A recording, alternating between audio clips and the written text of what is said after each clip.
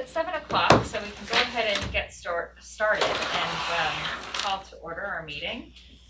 Are there any requests to remove items from the consent agenda for discussion? Shane? 7A and B. Oh, 7A, okay, and B. Anybody else? I have nothing, thank you. I apologize, I have something under A and B also. Okay, that But sounds. I left my notes, I thought I had my correct notes, so. Okay. I have 7A and B also. Okay, so we'll make sure to call that out. Is there a motion to approve the order of items for the regular and consent agendas? So moved. And a second? Second. All in favor? Aye. Okay, all right, well, just a quick note I wanted to make is that I took advantage of our early voting here at the library on Saturday, the first day that we were open for early voting, and it was exciting to get to vote in our building.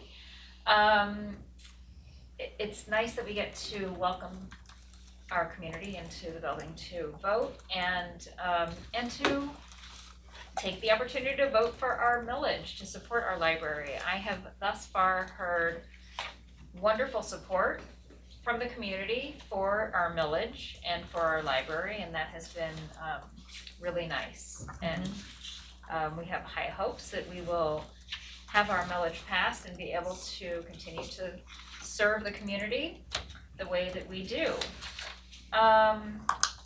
Today is the 20th, so I guess we have 1 week. Yep. 1 week. 1 week. To find out. And early voting will continue here through Sunday, Yes. and then there's a break on Monday, No voting on Monday. and then people vote at their regular precinct On Tuesday. polling places. Oh, Yeah, Rita, Rita and I this a voted on pass around? Sunday and we were 103 and 104. And then Anna, right, at the Uh-huh. desk, when we Jane. came, gosh, Oh, that's Jane, the when we came on Sunday, the sign that says vote, it was hysterical. It was from a 3-ring binder, and someone had hand trying to make it fancy vote, and it was so ticky-tacky. So I went out there, and she created that beautiful vote sign. Oh, Yes, okay, because great. you couldn't see it. You're like, what? Oh yeah. Anyway, but the people who work the polls, They're so nice. So They're they nice. are nice. so nice Yes. and just so accommodating, and they were wonderful. So I love this. I Good. love this. Good. Yes. Well, that's really all I wanted to mention in my report, and so I'll turn it over to Tara to give us the director's verbal report. Thank you. I also voted because this is my polling place as well. I was the very first one on Saturday morning. Oh, I had to fight more yeah. work for that privilege, Uh-huh. so. But it is very fun to vote here. And yeah, 1 week from today, we'll find out if the community supports our millage and maybe this knot in my stomach can go away. We still feel cautiously optimistic about a good outcome. We still haven't had any negative comments or campaigns or anything. Nobody came to the session on Thursday except for trustees, so I feel like that's a good sign too. Yes. Catherine and I are working on messaging for Wednesday morning, either way. So we'll have something to put out to either say thank you or say we're thinking about our next steps now. So we're working on that. Fines are back. Yes. Plus. On February 29th, we are holding our annual all-staff meeting. This is different from Staff Development Day. This is just a more casual meeting, the main purpose of which is to elect a new SOC committee. So, yes, SOC, I'll serve for 1 year, though we typically have had one person who will serve for a second year to provide some continuity. Laura Norman is gonna be that person this year, so Amanda's term will be done. And Deb Smith's term will be done. We do have a slate of 2 nominees that staff are voting on. Traditionally, the vote happens at that meeting, but last year, you might recall, we had a snow day on that day. So we did an electronic vote, and everybody liked that so much. It really afforded the opportunity for even more people to vote, because not everybody can go to that meeting.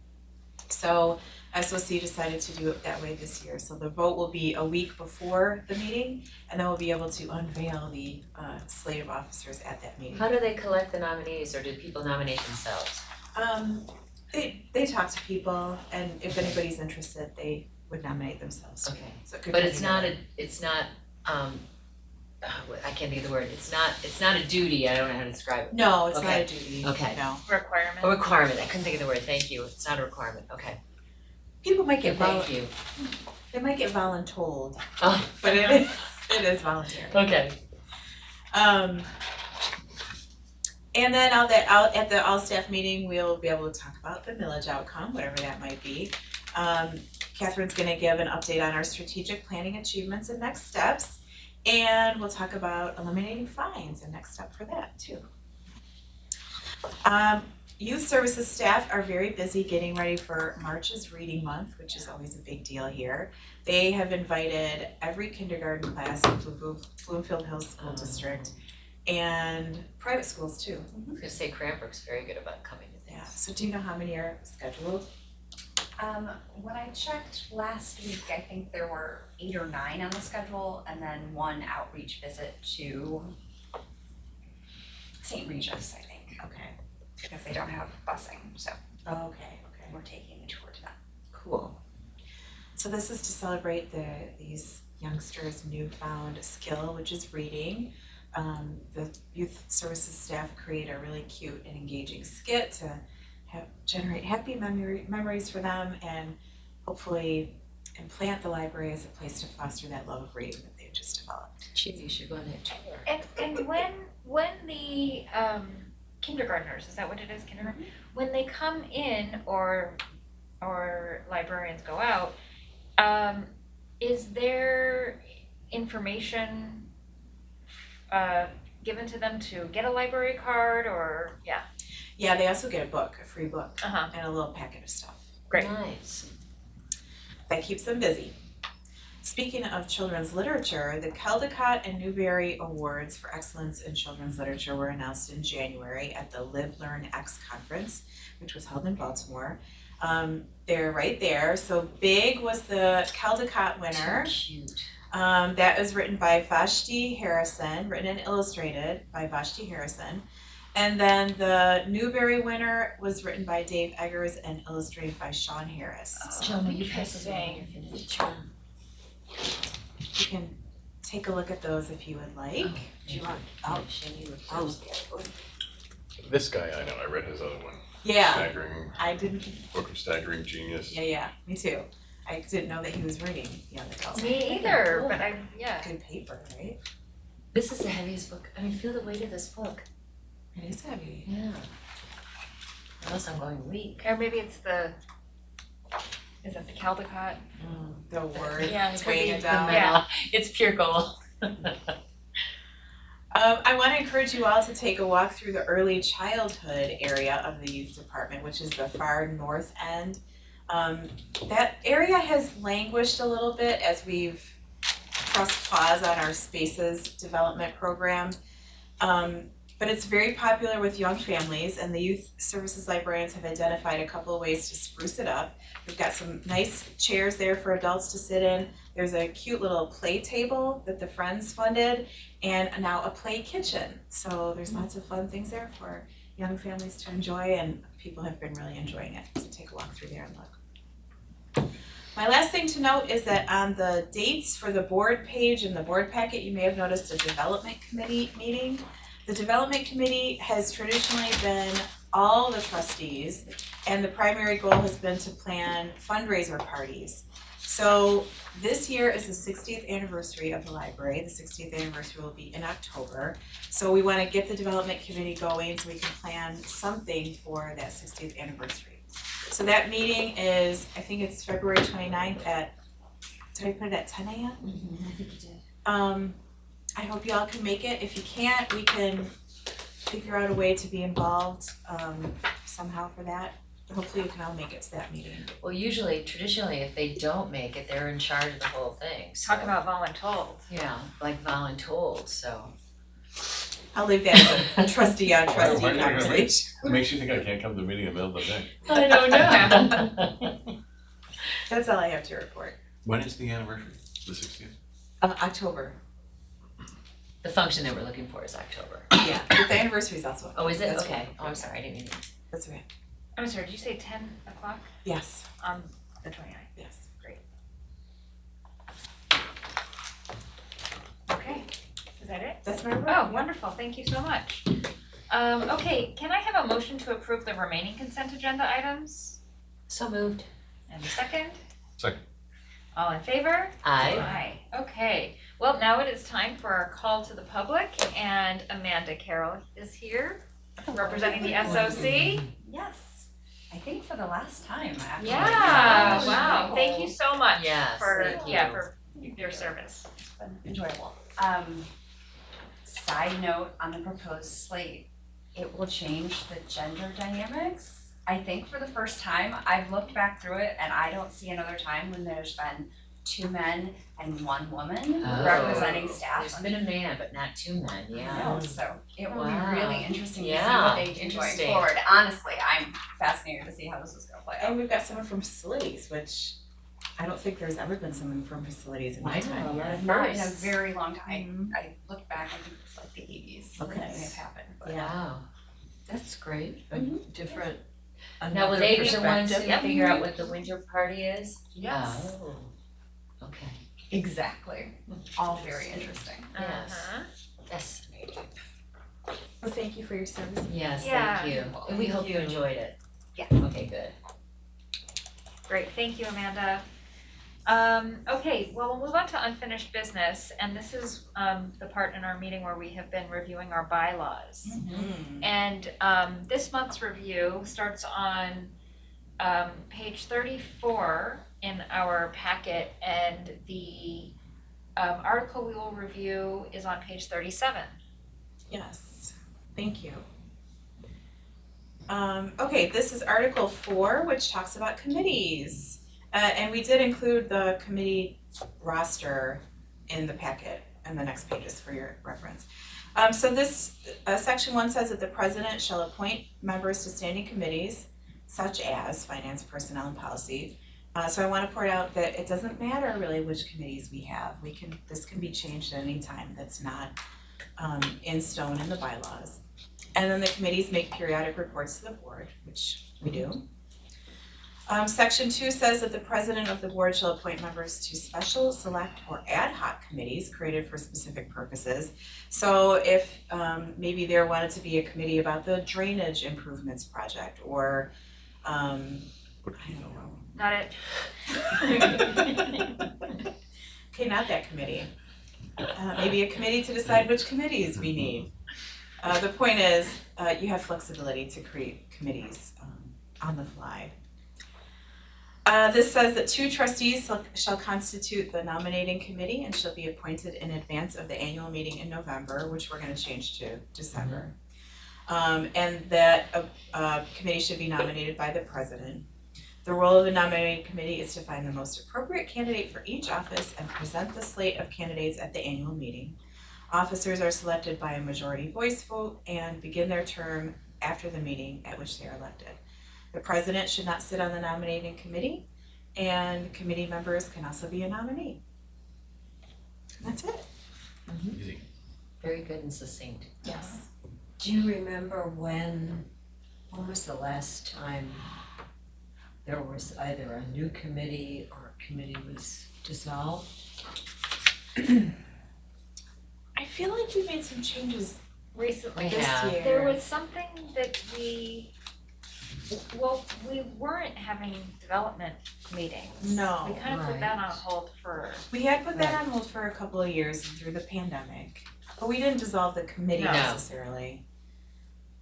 I think the biggest change, of course, was that we have 3 committees where everyone is involved because they were so substantial and we're dealing with a lot of monies, a lot of decisions, and it was always, that committee was so small, and then we'd come back and spend half the time reporting what it was, and people were wondering how we got to that process, so we felt it was better to, and then it's an open meeting act too, so people, if they really are interested, to attend, so that's the biggest change that I remember.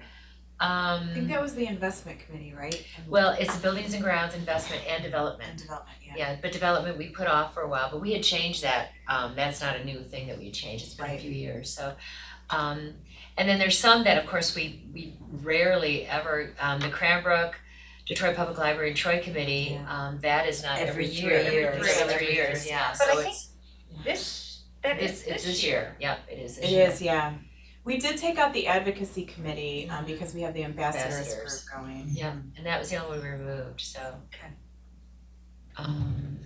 The art committee used to be much more active, that was when, of course, we had that big wall that we were going to get some things and that's not near as active as it was, but I think that we really have, But we just had a meeting. And I have We did. another donation actually, so we'll have to talk Really? about it. yeah. Wow. So it's becoming more active. Yeah.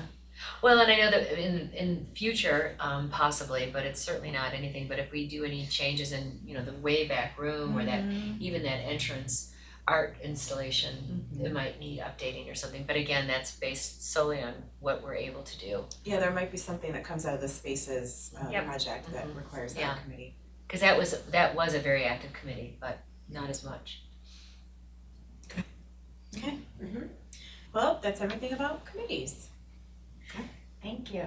We'll move on to new business, and first we are going to have a review of our budget documents. There's a memo on page 40 in our packet.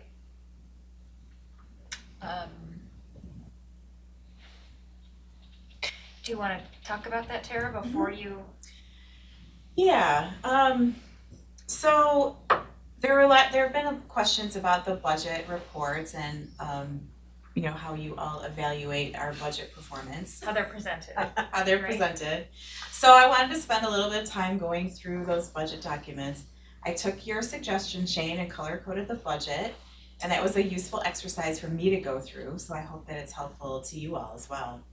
But I just wanted to talk a bit about this. I don't have a big PowerPoint or anything planned, but let's just talk a little bit. So I referred to a couple of books, this financial management book, which I got as part of that class that I took a year or so ago. There's this really great guide, which I think you all got a copy of in your binder back when you first Oh. became a trustee. Michigan Public Library Trustee Manual, you can find this online too. There's also a version of this, I guess I should say a version of this, that is specific to Michigan libraries at that same spot. So I referred to that a lot. So again, I wanna make sure you all are confident in how you're evaluating the library. The budget is one way to do that. The other way is through the activity report that's in the board packet. Most libraries measure themselves by their circulation statistics, their collection size, how many people are getting library cards through the year, who's coming to programs. Because we spend money on all those things, we wanna make sure people are using them. So that's another way you can evaluate the library. Let's talk about budget. The goal of our budget is that it is a planning document. So it helps us keep our priorities straight through the year, sort of like a strategic plan. It's that, but with money. By law, because we're a government organization, we have to adopt a budget before the beginning of the fiscal year. So that's what we're going to do next month. We'll have that budget review session. We'll do a deep dive into the budget document. And then it will be posed to you all to adopt at the March meeting. And by law, we have to have that adopted when April 1st rolls around. So that's a really important point in the year. And because we are a PA 164 Township Library, we have to do that preliminary proposed budget, which we do in August. And that has to go to the Township September 1st. The goal of a government budget or a public library budget is to show accountability to the taxpayers and also transparency to the taxpayers. So it's different from corporate accounting where you're trying to show how much money you've made and spent through the year. And corporate budget documents are voluntary, they're not required by law, but ours is required by law. And certain elements are also required by law. For instance, there has to be a public budget hearing.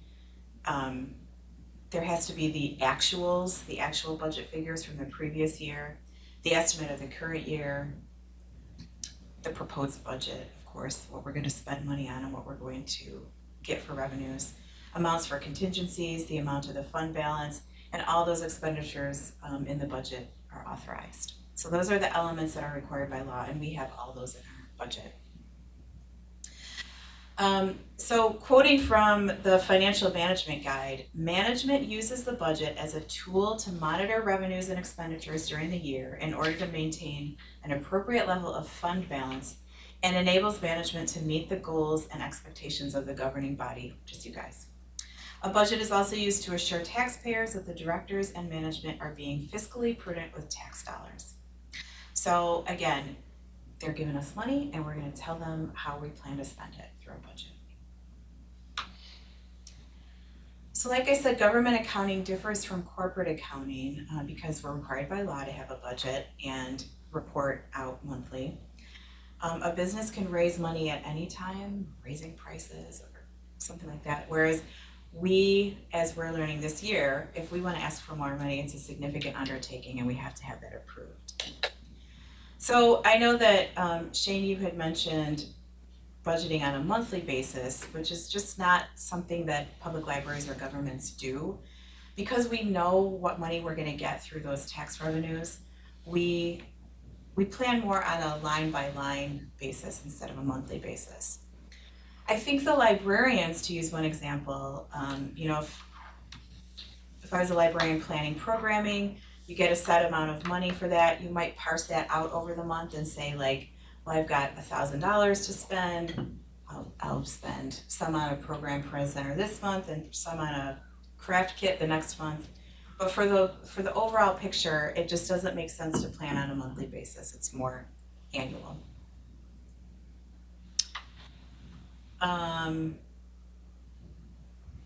So like I said, our budget process is that it starts in August when we query the township and ask them for a taxable, an estimated value of the taxable property in the township, and they send that back to us.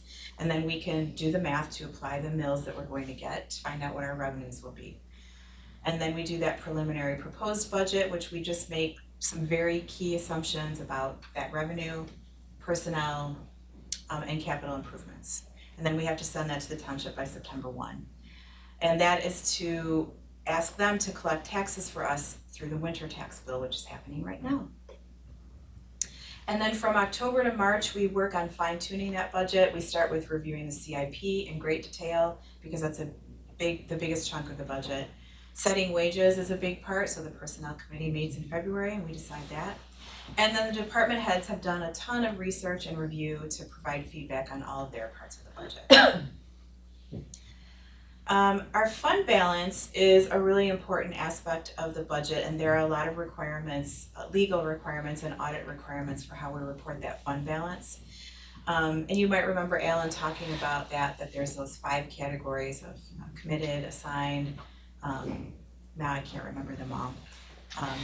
Assigned, I know, I'm thinking of the book on Contingency. So that's an important part of our budget. Our fund balance always looks really big because we have that 8 months of money set aside for when we're waiting for those tax revenues to come in.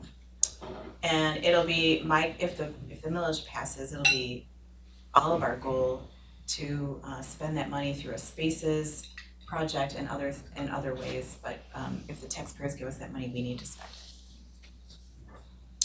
So that's a high level overview. Does that all make sense? Mm-hmm. Questions, comments? Okay. So let's look at page 16 in the packet and I can talk about that color coding project that I did. So my thought was, we're already providing these documents in the packet. I want to make sure you understand them. And if this is still a problem, we can talk about revising them, but a lot of work goes into preparing these the way that they are, so I want to make sure maybe these are useful first before we go changing them. So, on this document, at the top, I highlighted that we're 10 months through the year, or 83%. So that's kind of the gauge you're using to judge all these other percentage of budgets year to date, that column that's highlighted. So for taxes, we only have 58% of our revenue, but which, could give you a stomach ache. Yeah. Unless you know that the tax revenues are still being received and you look down and see that fund balance of over $4 million and you know, okay, we've budgeted for that, we've got money that we can spend, we're fine. But because it is way under what it should be, I highlighted it in red. But aren't they meant to be in by like now?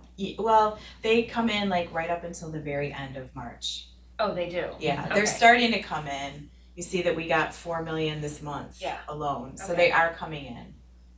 Okay, And then they go into our fund that we have with Schwartz and Company, and then that's when Matt does all of his investment magic, and then we tell him each month how much we need, and he sells what he needs to sell, and then we get that. right, okay.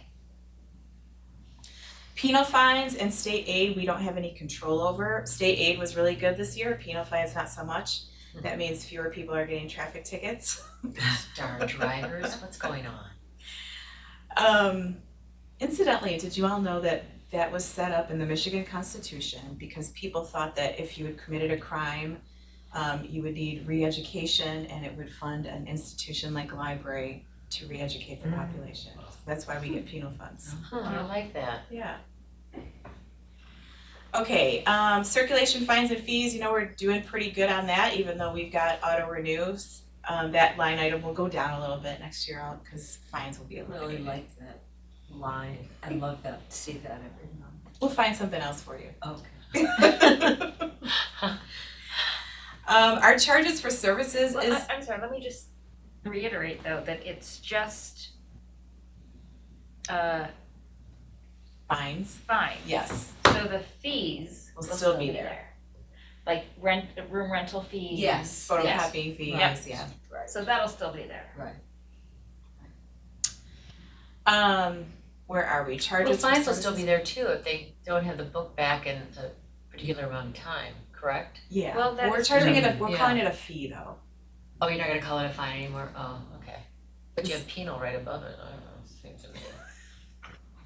But yes, so there'll be circulation fees. Circulation fees, Okay. yes. And then the charges for services, that's where photocopying and room rentals are. Photocopying is just trending down and printing is trending down, and room rentals are still not back to where they were pre-pandemic, so that's down a little bit. But it's an immaterial part of our revenues. Investment earnings, we're doing great, I know. 900%, Mhm. but that fluctuates through the year, of It course. And then miscellaneous is things like the vending, commission, library shop, and that's doing okay too. So overall, our revenues are down, they're low for what they should be, but again, we know why, and it's okay. Then under expenditures for personnel, personnel and library services, we're a little under where we should be, but to me, it's not too much to be under. Personnel is a pretty easily predictable category. You know, we have all these positions in the library, we know what their wage is, we know all the associated costs with them. We keep a very tight control on that, so even though the department has always want a full-time person, at least once a month I get a request for that. You know, we have this budget that we have to stick to. So that budget is pretty easy to predict. That one is low right now, it's 77% because we have a number of vacancies that have been unfilled throughout the year, including some full-time positions. But we keep those on the books because we don't want to give up on those. Library services encompasses all the books, DVDs, all the things that people buy to make it a library, including programming fees. So that's another one that mostly is run by all the librarians, and they keep a really close eye on their spending in that category. Facilities and equipment is over, so I colored that one red. This one is a little bit over because we have a new facility services department head, who this is his first year through this process. We went almost a year without having a lot of things done when I was the acting facility services person, so he's playing catch up on some things. You know, Hugo's learning his way through this process as well. So he and I have talked about this because this is primarily his spending takes up the most of this budget. So we put a pause on some things and we'll work through that. This is also the systems or IT budget as well, but I know facilities is the one that's taking up most of the real estate there. And then other operating expenditures is extremely low because we have the projects in that one, which includes the parking lot fee project, which we budgeted $2.5 million for. But we moved that to the next fiscal year and turned that into the drainage improvement project. So what are you calling the yellow then, just yield or, Yeah, just okay, like, this slow is, down a little? this is unusual, Okay. something's going on here. Gotcha. But again, it's explainable. So overall expenditures are under the projections. And our revenues are under also, but again, we know why. And I would just ask, I like the color coding, thank you for the idea, it's great. But I think you need to put a key what the colors mean. Okay. Because Joy and Keith are not here, and they'll see it next month when I they're can here. do that, yeah. So I can continue to do that each month, and I can put the comments to explain why there's a red or yellow. Mhm. Does this help? I love this. That's my first comment. I have 4 of them, but that was my first one. I think this is really helpful. He does actually, it's written right there. I see And that. like when you, at the circulation line, the 25, we start our budgeting soon, right? Yep. What is that number gonna be next year? I don't know yet. We'll have to, TBD. I know Monica has looked at it, but we'll figure it out. Okay, you'll love this one. We had a conversation like 10 months ago about our investment returns, and I humbly suggest we're gonna do better than 50,000. Turns out we are 931% better. So I would encourage you to start your budget number with a higher number than 50 this year. Okay. We agreed to You this. did, you're right. And then this is a sheet that I get in the finance committee package, which I think is really helpful. Yes. And I would put this back. Like this, I don't know if this is meant in lieu of, but if this was not here, I'd put this in here. Cause there's some great stuff on here. If I can just point a few things out. Sure. Your photocopy fees are actually up 150% in like the 6th line, up to $985. But we're getting crushed on the room rental, and you had a comment about that. I thought that was very appropriate.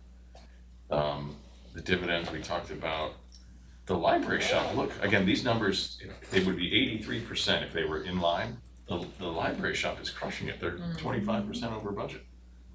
And then the cafe is getting killed. Is that because the machines are down? Mm-hmm. Are they still down? Well, we didn't have machines for several months. We didn't have a coffee machine for even longer. They don't work very often. That's a problem. Yeah. Yeah. And then if you look, did you want to say something? I was just gonna say it's also a different percentage than what we've received in the It's a different past. percentage. We get a different percent of revenue from those machines. Yeah. Okay. And then if you look under, the only other thing I would highlight, if you look under library services, we are, the databases, SkyDriver, those are over. We're spending above the 83% line, and we're under on some of these other things. And like apparently we don't even like music anymore. It's 25% of what we. That budget keeps going down every single year. They have it online. I don't know if people know that. Well, that's why it keeps going down. Yeah. And again, I don't disagree with any of this. My point is, I think this is useful too. And again, I can go get it. It's just, I don't know if everybody does that. I'm glad you brought that up because I was gonna mention that the finance committee gets this and I can put it in we can put it in the regular packet if everybody's. I think it'd be helpful. Okay, No reason Yeah. not to. okay. My concern is about the room usage, and I know that I belong to a lot of different organizations, and I mention it particularly during the winter months because a lot of the meetings are held in a person's home. And if it's a snowy day or you have people with ambulatory issues, this is so much easier because it's always plowed and it's always salted. I'm wondering if there's any way, maybe in one of our newsletters, like some of the services, hidden services that you may not know about, or you haven't heard about. Every single person I tell, they have don't know. no idea. Yeah, we can do a No idea campaign on whatsoever. it. So, and I think just the idea of if you're a nonprofit, you can get them at a reduced rate. If you are a business organization, hey, come out here. As I said, it's so much easier and so much safer than meeting in someone's house, because a lot of the meetings that I go to are at homes, but in the wintertime, they either have to cancel it because their drive isn't plowed, the roads certainly aren't plowed, and you don't wanna park on the street if the plow's coming through, so this is ideal. And I just think that you might be able to do it better, not better, but get more Get more people, response, yeah. And then those rates will go up. I don't know, right? Telling you. Did you have anything else? That was great. I Okay. really did. Great. Thank you for doing Thank you. this. Yeah. And thank you for suggesting it.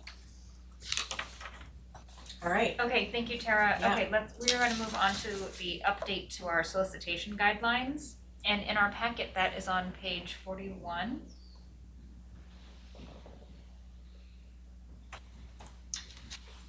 Yes. Okay,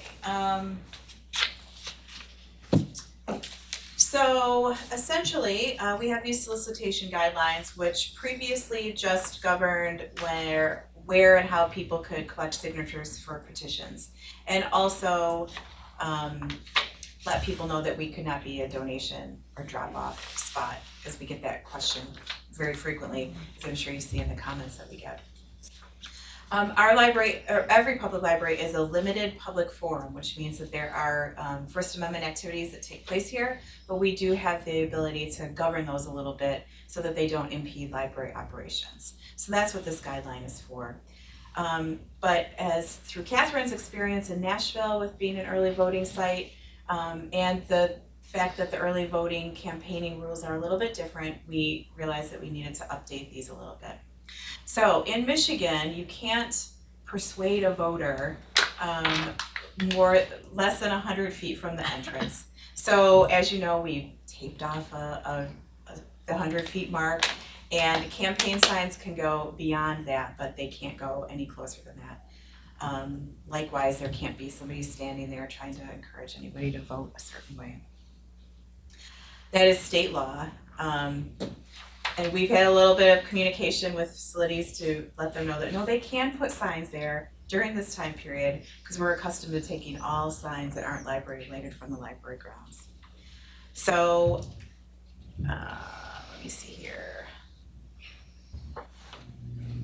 Our current solicitation guidelines use the 85 feet away from the entrance, and I'm proposing changing that rule to 100 feet across the board, just for consistency. So you can see the proposed changes to the guidelines. Basically, it included, it added including campaigning for candidates and ballot issues. We updated the 100 feet guideline.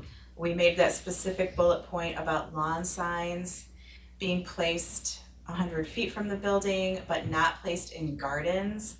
So they can be placed in areas where there's lawn, but not in any of our flower beds. And that we'll discard them the next day after early voting, so if somebody wants their sign back, they have to come and get it. Yeah, we just include the word campaign or campaigner a lot in there. Any questions about that part of the guidelines? Okay. Okay, there is an action. Well, then the library code of conduct, or rules of conduct, is the second part. Oh. We just added a bullet point in there about no petitioning, campaigning, or soliciting within the library building or within 100 feet of the library's entrance. And it's worth pointing out that this rules of conduct is what we would fall back on if there were any problem above and beyond what hasn't been addressed in the guidelines. So we have a bullet point in there about interfering with others' use of the library being prohibited. That's kind of a catch-all for something that's not otherwise explicitly called out. And that's Could I just ask a question before we do the action? Where is this posted for people to know or see or find? That's a great question. Right now we just have the solicitation guidelines on a little bookmark, but we could post it somewhere. Particularly with this maybe? political year, Yeah. because you've got an election in May and August and We'll talk about November. that. Yeah, and there have been a couple of, not this year so far, but there have been a couple of very aggressive people who are out there and Collecting signatures. either collecting signatures or talking to you about an issue and they almost start following you in, so it's so it's happened a couple times, so I try not to smile anymore. It's very hard for me, but so I just would be curious as to, if they ever ask a question, just state where it's located. Yeah, that's a good Okay. question. Thank you for that. Okay, well, there is an action on page 43. Would somebody like to make that motion? I can, or do you want to, Joan? Go ahead. Sure. I move to approve the revisions to the library solicitation guidelines and rules of conduct. A second? I'll second. All in favor? Aye. Great, thank you. Okay, thank you, thanks for putting this together, presenting Yes. it to us. Okay, now we will discuss the items removed from the consent agenda. And Shane, you were the first to say you had something on 7A? Yeah, I'm just going to it. Okay, page 12. These are some of the checks, and you did a really nice job of highlighting all these differences. The one about Data Axle and Gale databases, like, are we gonna look at it again? Is it appropriate for this board to look at our data spend versus use? And it's the same point like the historical New York Times. My personal view is no one uses that. But again, I don't wanna stay in my lane. Like who's in charge of that? The librarians are in charge of that, so the adult services librarians spend more on databases than youth services. There's also a committee formed between the MetroNet libraries and they review all of that. So you might be right that there's not a lot of people that use those databases, but the access is there. And there are certain databases that libraries want to offer. There's like a baseline of databases to offer. So it's great to be able to offer all those databases to people. And then, so like when we buy books, do we measure book usage? And go back and say, well, these nobody's buying, we should buy less of these because nobody reads them, or, Yeah. Do we do anything similar with the data? Yeah, we review all that. Aspirationally, I'd love to see something at some point. Okay. It'd just be fun to know what, here are the top 10 things that people are looking at, and here's the stuff that nobody looks at, Okay. including the historical New York Times. And it's not that I don't like the Times. No, It's but- just that like these are not stories, it's just text. You're not Right. gonna, Actually, we took advantage of that about a year ago. just to spite me. No, my grandfather was on Just the to make rowing sure there's a team. stat. Yeah, he was on the rowing team in Brooklyn, and we called New York Times, or we called the library, and they said, go, if you have access to the historical New York Times, you'll find something, and we did, It's so. wonderful. Then on the other one was on 23, the one to the Midwest tape, it says this is recurring. I didn't understand that part. So I called that one out because it's really big and it's over that $25,000 limit. So every year we have to pay, I think we pay 2 payments to Hoopla. It's sort of a deposit in that Hoopla account. And then when you use Hoopla, your charge comes out of that account. And so each year we're paying that deposit payment. And it's always outlined in the budget. So this is, the 46 is an annual expense? Yes. Okay, yeah. I just wanna make sure that wasn't a recurring monthly expense. You're right. I Yeah. should have said annually recurring expenditure. The only other item for discussion was there's 2, on page 14, there's 2 charges to Amazon Capital Services, which I've never heard of. What is that? It's Amazon. It's their. It's just Amazon? Yeah, it's just Amazon. Okay. Yeah.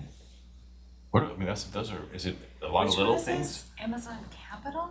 The It's- third one down on page 13. Oh yeah, under general fund. We buy all kinds of stuff from So Amazon. these are not a line item, these is aggregate charges? Yes. Yeah, okay. Yeah, no, believe me, so do we. Yeah. I'm just lucky I don't see them I don't group them, they're all like, oh, $12, Right, $40. right. Yeah, no, somebody else goes through that and does the painstaking accounting of that. And then the only other, I think that was all the things I wanted, you addressed all the points on 7B, so I'm all set. Okay, great. And Joan, were you able to recall what you wanted? My question also was about the Midwest tape, so Okay. thank you for that. Various DVDs, are those like movies or, okay, Pretty much all the DVDs we buy for the library we get from Midwest Tape. okay, They're huge, so they're like Baker and Taylor, but for DVDs. good for DVDs. Could you tell us again how we're charged? Hoopla, a patron incurs a charge to the library, right? Yeah, so Overdrive, we buy that content up front. So we buy it like a book, oh, this book is $25, we buy it, it's ours in Overdrive. But Hoopla, because it's more of a streaming, it's like a big pool of content, we get charged, we put money in this deposit account and then we get charged every time somebody uses something. And there's a whole schedule of costs associated with everything. I can't remember what all the costs are, but some content is more expensive than other content. Like the really popular stuff would be, or new stuff would be more expensive than older stuff. So if that money is not used in that entire year, does it roll over to their next, okay. Yeah. So that could change, it's a moving target, the 46, A little bit, okay. but it's a very rich data set that we get from that, so we get all Sure. kinds of statistics on that, so to help them plan Gotcha. for what they wanna spend in future years. Yeah, that's my only question. Thank Okay. you. And you wanted to Yeah, bring up- I wanted to talk about the innovative interfaces charge, which Page 12. is that on page 12? Yeah. So last month, Keith had brought up that we were spending $33,000 with innovative and that was over the $25,000 threshold. So, I gave that a lot of thought and the best explanation I could come up with was that at some point, we probably did an RFP for ILS providers and we decided to go with innovative. We've been with that company since 2007. And then every time there's an upgrade to the service or a new interface, we're gonna get it. I mean, we always wanna have the latest and the greatest, we always wanna make sure the patrons are getting the best service, so we just upgrade that. After that meeting, the $33,000 expenditure, the company contacted us and said they had made an error on that invoice. Oh. And to the good for us. So when we upgraded to Vega, we knew that we were gonna have to pay for 1 year of Encore, which is what we're currently using for our patron-facing catalog. They said they would apply credits to the Vega invoice when that came along, and they did it incorrectly. So they sent us an adjusted invoice. It's now so we had to rip up that check after the board meeting, we voided that check, wrote a new one for this $22,000. You'll see another, or this one's $18,000, yeah. There's another couple of invoices coming down the pike because Vega is a relatively new product and Innovative is still getting their pricing tiers and what features are available in which tier straightened out. And so we had paid for one pricing tier, but then found out that the features we really wanted are in the next pricing tier up. So we had to pay for an upgrade to that. It's been a very difficult conversation to try to get information from them, and so we asked them to knock off some of the implementation fee. We were able to reduce our bill by $4,000. So you will see another couple of invoices from them in the next board packet. But that is what's going on with that invoice and that expenditure, So eventually we'll be on Vega.